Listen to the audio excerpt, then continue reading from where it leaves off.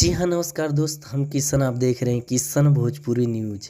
खेसारी लाल यादव जी का कल बहुत ही बवाल सॉन्ग रिलीज हो रहा है दोस्त। टीएम फिल्म भोजपुरी चैनल पे रंगरेजा हो, बहुत ही बवाल सॉन्ग है दोस्त। रॉडी इंस्पेक्टर का सॉन्ग है दोस्त। और बात किया जाए तो इस गाना को लिखे हैं अरविंद तिवारी जी और म्यूजिक दिए ओम झा।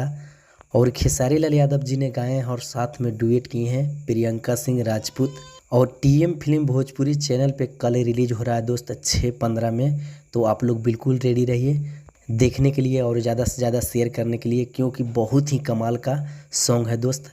रंगरेजा हो खेसारी लाल यादव जी का, तो आप लोग बिल्कुल रेडी रहिए। खेसारी लाल यादव जी का सच्चे फैन है तो मेरा चैनल को ज़रूर सब्सक्राइब कीजिए। मेरा चैनल पे पहली बार है तो मेरा चैनल को सब्सक्राइब कर लीजिए, क्योंकि खेसारी लाल यादव जी का हर न्यू अपडेट मिलते रहता है दोस्त।